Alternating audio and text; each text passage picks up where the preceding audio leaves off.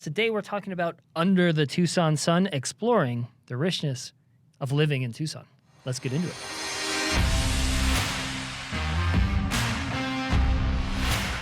Thank you for joining us yet again on the Nitty Gritty Real Estate Podcast.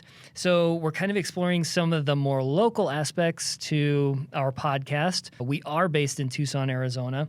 And both Heather and I really enjoy the rich history that we have here. And Heather basically helps run the team here on the Tom J. Krieger team. So it's kind of our jobs as the marketing department and someone who runs the team and basically gathers all the data for the team to understand what's happening locally and what has happened historically. Well, they say love where you live. Right, yeah. Yeah, so, which is actually a great store, why I love where I live in the Mercado San Agustin Annex. Yeah. So it's a really cool spot.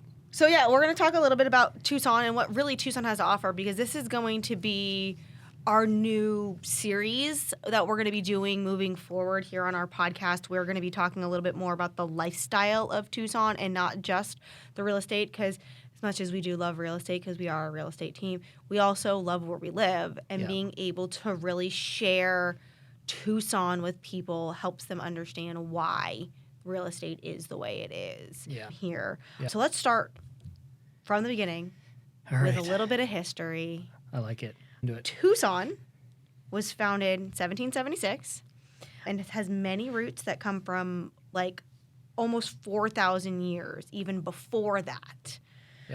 With the Hohokam Indians. Tucson is actually one of the oldest continually inhabited areas in North America.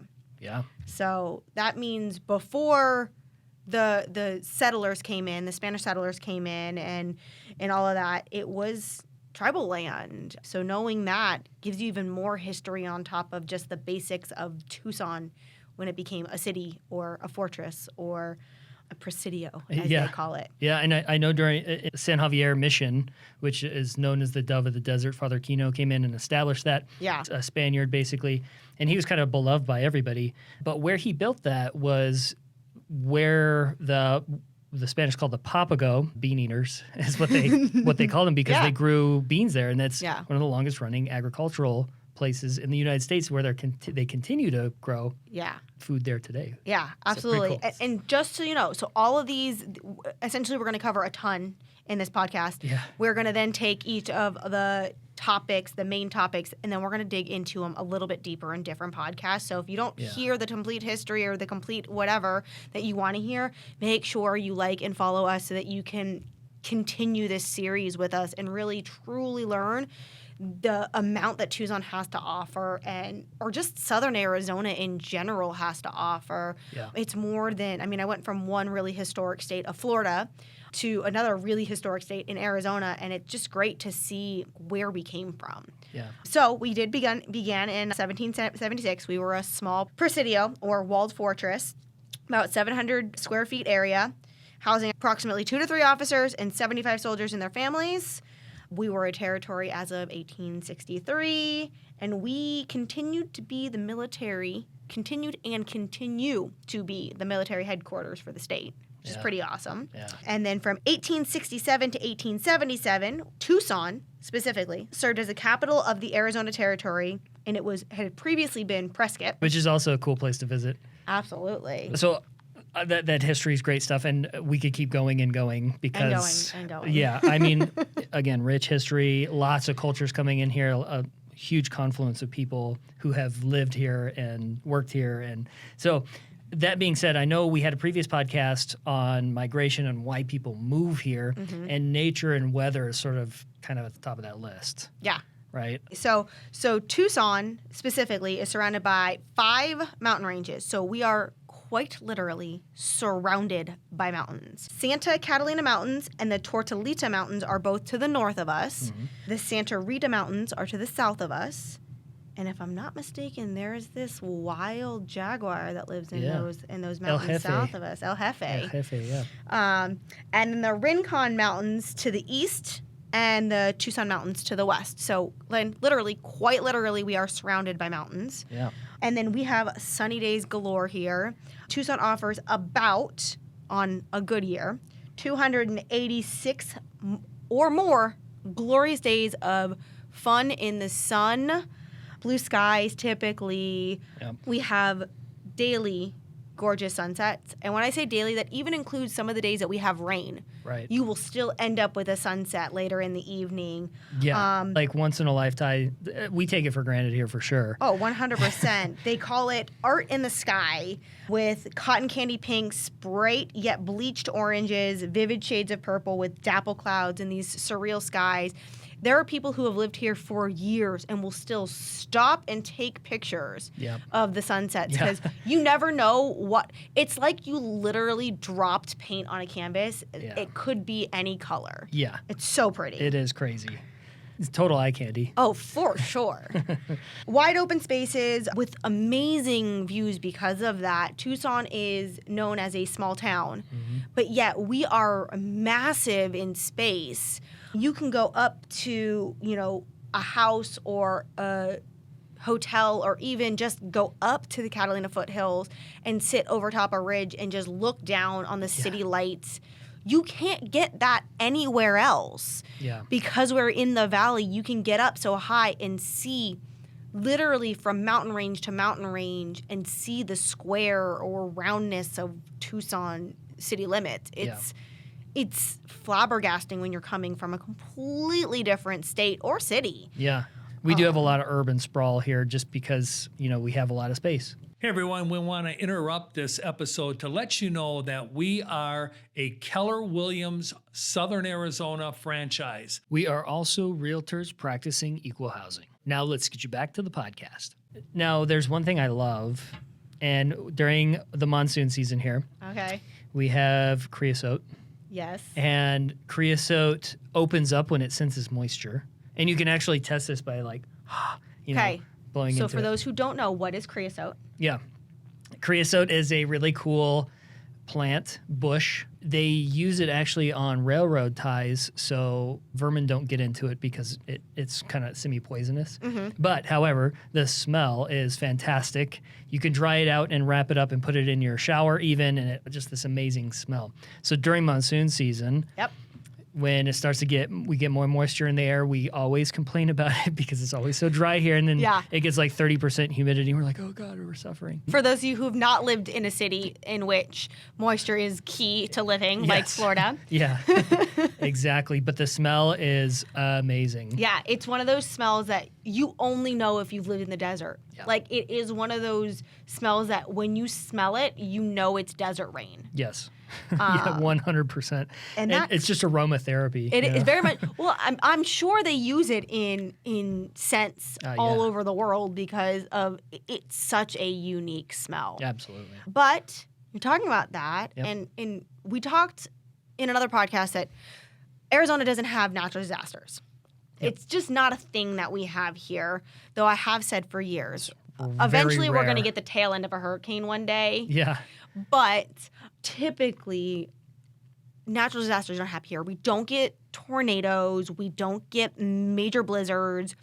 We get heat waves. Yeah. We get haboobs or dust storms. Yep. But for the most part, we get these things called monsoons. And when you hear monsoon and you're not from the Southwest or from Arizona, you think Philippines torrential just downpours for hours and days and months and weeks. And that's not the way it is here. No.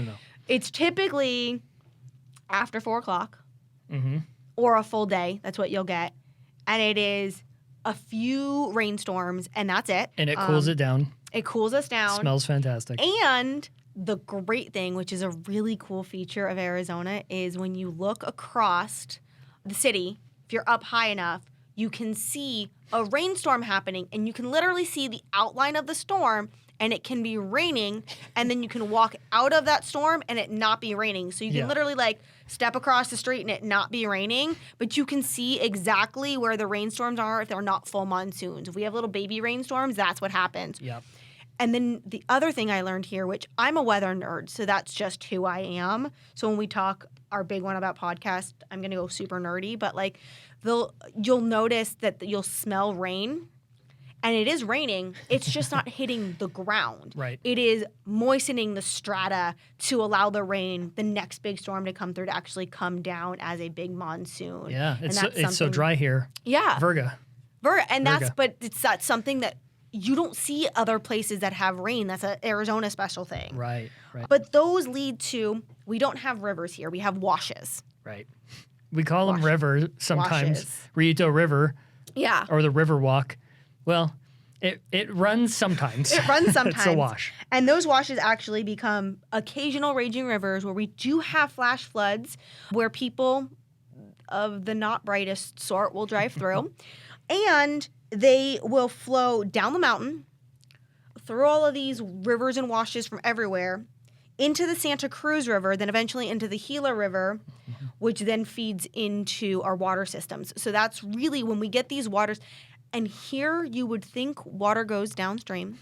But when you're in Tucson, coming from the Florida girl where both sides are surrounded by water, you think water is going to go down, so you think it's going to go south. Water here actually goes north, west. It is technically downstream from the mountain, but it is northwest. And so it's a little weird when you think about it. It's counterintuitive when you think it's going to go down. You think south, and it's actually going northwest, which is kind of cool to think about. Yeah, no, absolutely. But they can also lead to another amazingly beautiful thing on top of our beautiful sunsets are you can get some of the most amazing full rainbows or fully circular rainbows. We get a lot of double rainbows here. So those are that's a little bit of Tucson weather. Just a little taste with that. And now, since we do have so much sun. Yes.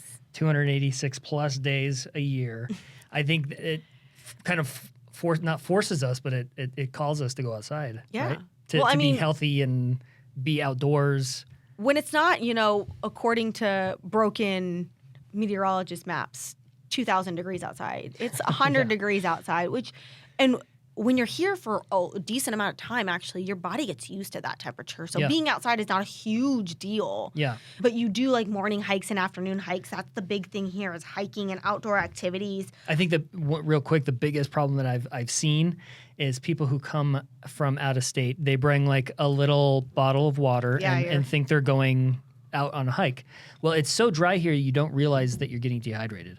So that little bottle of water is going to be gone instantly, and then you're dehydrated and have to call in the sheriff to come and rescue you. Yeah, most Tucsonians have their emotional support water bottles. Yes. For sure. We walk around with it, and we suggest the Camel Pack or something that carries a couple gallons of water. Yeah. So be prepared for that if you come here and hike. Absolutely. And again, remember, all of these these sections that we're talking about, we are going to go in expansion form. So if you don't get what you want out of this podcast, keep listening. I promise we will touch on everything. Yep. Because hiking is such a big thing here, in Arizona statewide, there are 600 non-motorized trails. So these are the ones, not the ones you put the side-by-sides and the quads through, because we have many more of those. These are the ones that you just walk and hike. Yep. And then of those 600, 249 of them are in the Tucson or surrounding areas. Wow. That's a lot. It's a good chunk of them. Yeah, no kidding. Some of our major ones here in Tucson is Sabino Canyon, Tanque Verde Falls, Pima Canyon, Catalina State Park, Tumamoc Hill, Saguaro National Park, and Mount Lemmon. Mount Lemmon is a great spot. It is the highest southern ski resort in the nation. Nice. Yeah. So and we get snow up there fairly regularly, which is weird. We drive about an hour, and we're in like 40-degree cooler climate, and it's gorgeous. Absolutely. Yeah. The other big thing is swimming, which you wouldn't think, if you don't have a pool, but we have so many public pools here. Yeah. Not only do we have so many public pools here, you can swim in some of the surrounding area lakes. There's Lake Havasu, which is quite far north from us, but there's also Lake Patagonia. You can go up to Rose Canyon and dip your feet in the water up there where you can fish, which is up on Mount Lemmon. Yep. And then we have Tanque Verde Falls, which is a flowing waterfall, which is not quite a pool, but you can still go and lay in it, sit in it. It's freezing. When it comes down from the mountain, it is so cold. Yeah. Even in the middle of summer when it is 100, potentially 109 degrees, that water is still cold coming down off the mountain. Yeah, you wouldn't expect that out in the desert like that. Not at all.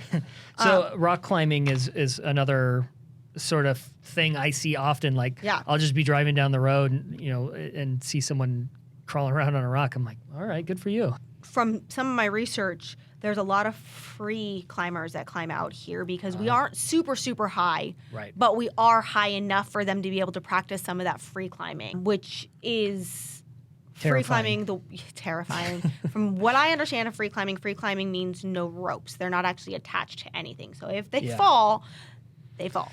Yeah.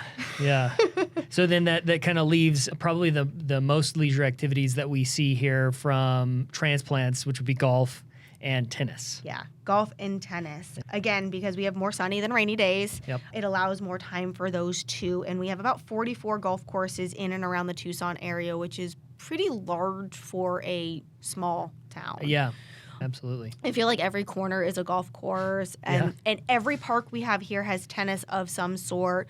The new Keno Stadium has racquetball, pickleball courts.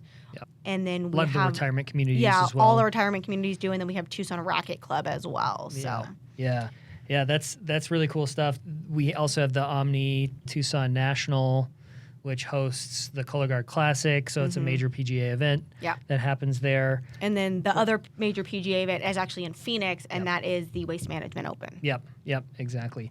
Unappealing names, but very cool events. Oh yeah, Waste Management Open. I went for the first time this year, and I was not expecting that out of you. You think golf tournament, and you think shh, Yeah. but it's like Happy Gilmore when he gets everyone real excited and is like hyping up the crowd. Like that's what it is the entire sessions, and it's so much fun. Yeah. I never thought I'd like golf as much as I do. I know. It can be fun to watch if presented right, for sure, at least in my opinion. Now, my favorite part is the food. I'm so sorry to interrupt the best part of the podcast, at least for me, which is food. We ran really long on this one, so please stay tuned to the next one. We're going to cover food, sports events, and destinations within Southern Arizona. We want you to stick around for the next one. See you then. Thank you for listening and watching the Nitty Gritty of Real Estate podcast here with the Tom J. Krieger team of Keller Williams, Southern Arizona. If you are interested in buying a home, selling a home, or even investing in real estate, we have 5,000 agents across the country that we can connect you to. If you need any free resources, feel free to check out our website at www.thetjkteam.com. We hope you have a great day.